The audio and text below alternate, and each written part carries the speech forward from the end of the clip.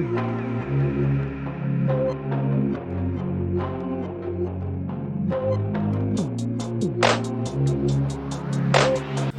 let me talk to you right quick, big truck driver.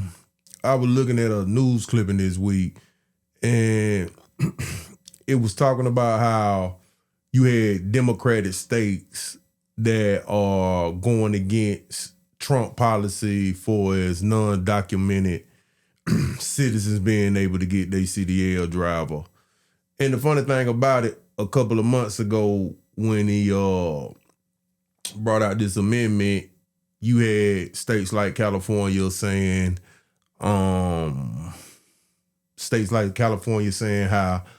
they gave all those drivers CDL by mistake. And of course, once that blew over, now that it been put in place, we seen how the careless driving, no respect for our country, our highways, they cutting all type of corners. And now you seen the devastation, the loss of American citizens, and how much it has disrupted what we have going on. But the major thing is they have undercut American citizens in how their way of life, how they provide for their family, and building up their equity in the profession of trucking, and how they've been undercutting the market. And really, man, now you have like the Democrats, they don't came back and said that, well, we want to be able to give them temporary CDL license. And that's why I can't understand what is the benefit of the everyday working American truck driver. What is the benefit of you giving undocumented citizens their CDL? Please tell me how that worked for us. Yeah, and see, the funny thing about it, man, I know individuals or gentlemen that they had to sleep on their couch a couple of days when Donald Trump won the presidency.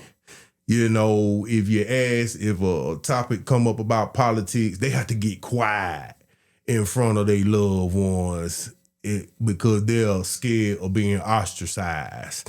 They being told that, he better had voted Democrat or whatnot, and he a truck driver.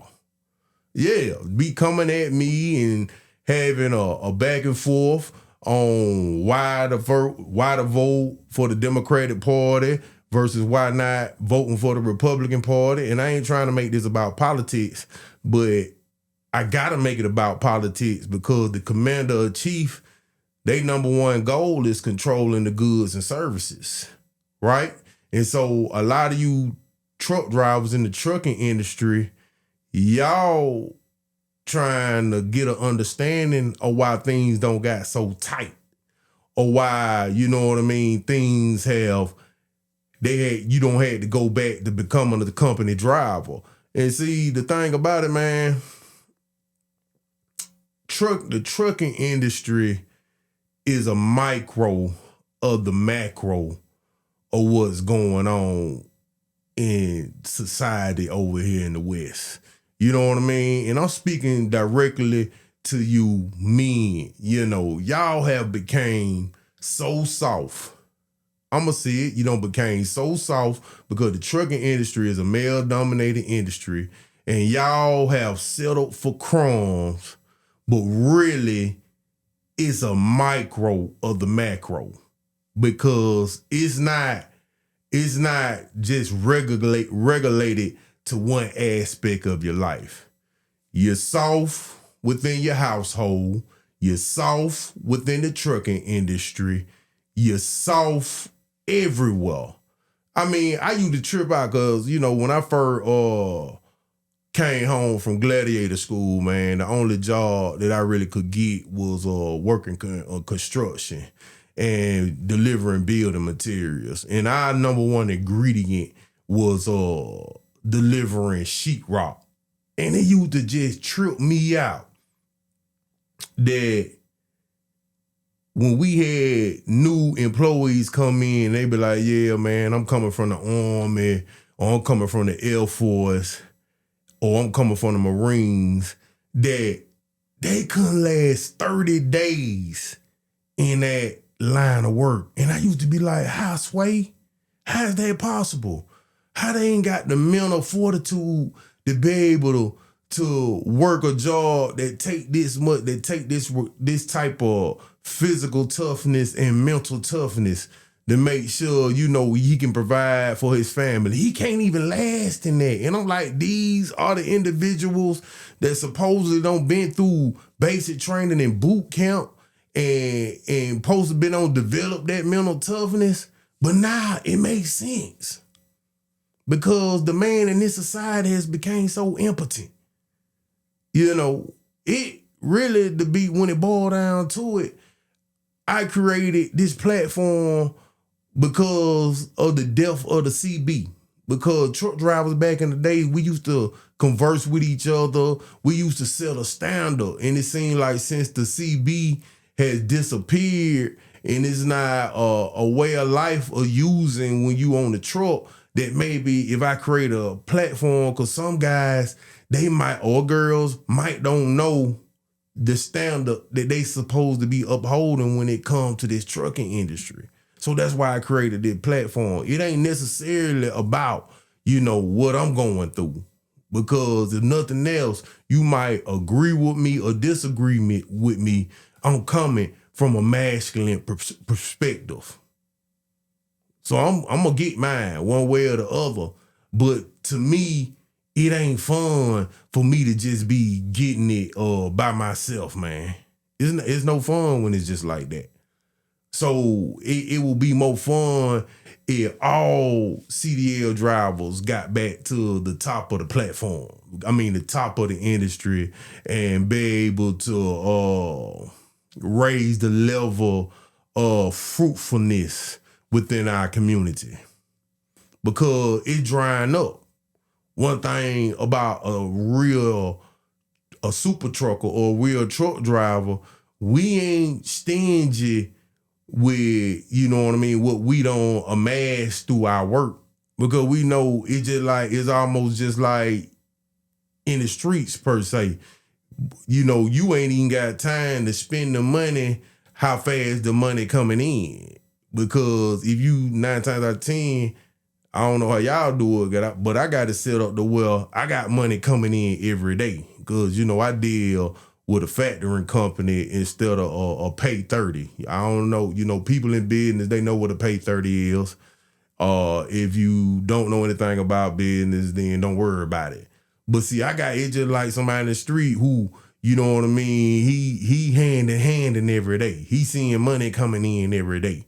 And so that's how the trucking industry is. So I ain't worried about tripping over no little bill, little phone bill, you know, help here, help there, because I got the money coming in so fast. Right? And so that's why it's just so important to me.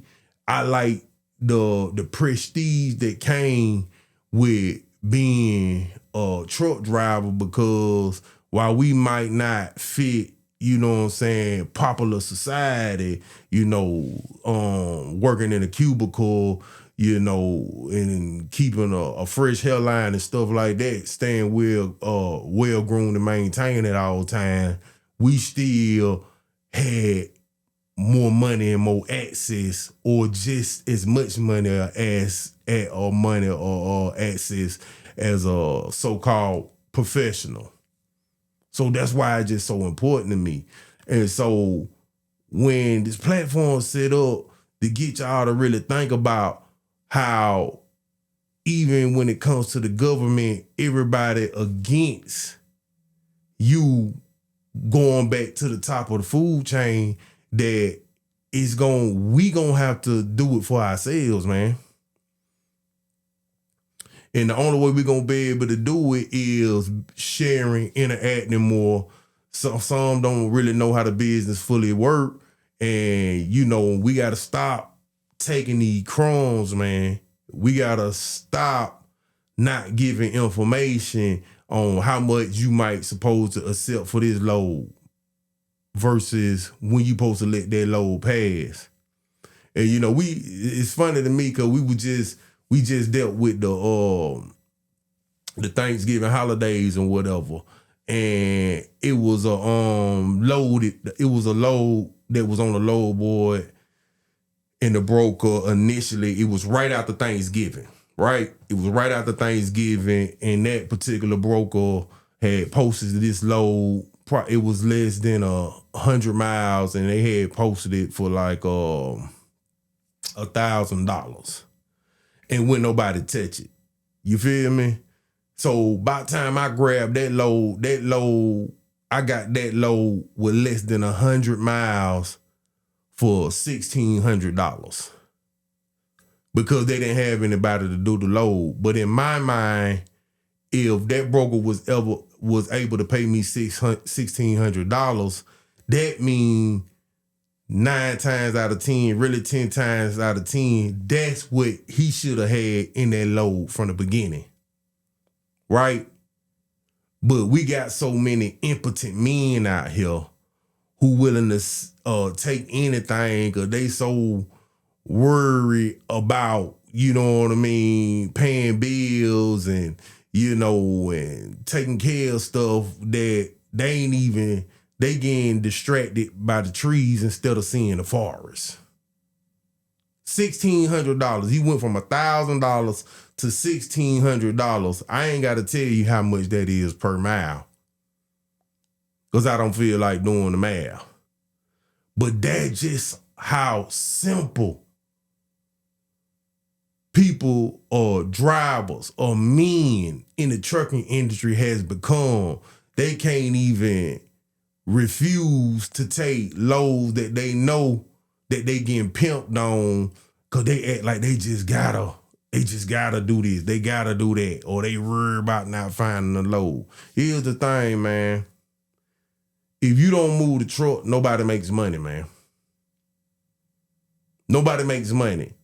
So you could go, my factoring company, because of how much they know my work ethic, that if I had a major, but they would loan me the money to do a rebuild on my engine, because my factoring company doesn't make money unless I make money.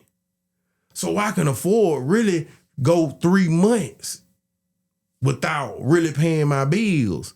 If we all came together and be like, man, not one load gonna go out unless it's at the point to where it makes sense for everybody, man. That's what I'm trying to get you to see. That's why the app is set up.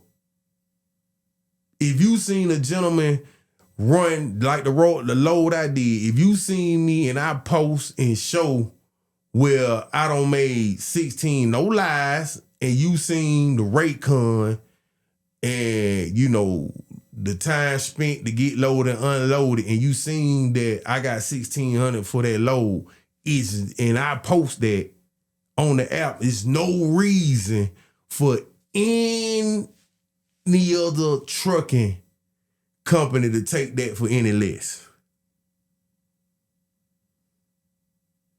Because the trucking industry is just a micro of the macro. You're getting slapped around at home. You know what I mean? You're getting you're getting a stipend, or you're getting what you call that, what you give kids. I don't even know what the word, but you're bringing your check straight to the house, you know, and your old lady giving you X amount of dollars that you can spend for the week. You're getting chunked off in your personal life. See, one thing about me, man, I always had the grown man toys, man. You know, Joker be telling me, thinking they impressing me on how well they look. They got drapes and, you know what I mean, pictures all over the wall. Man, I don't give 2 cents about that. That ain't no affinity for no grown man. Man, I got ATVs, man. I got an old school, man. I got a diamond grill, which I don't quite have in my mouth right now because I like to chew on straws and stuff while I drive so I don't crack it. So, you know, I got it in the maintenance shop. But yeah, man, I ain't never let a woman sweat my check and she ain't sweating my sweat. But that's the main issue, man. Y'all got to start standing up when you use the bathroom again, man. Ain't no way that you taking on all the responsibility of putting, you know, your hands on that steering wheel with 80,000 pounds and you telling me you getting the smallest piece of the pie.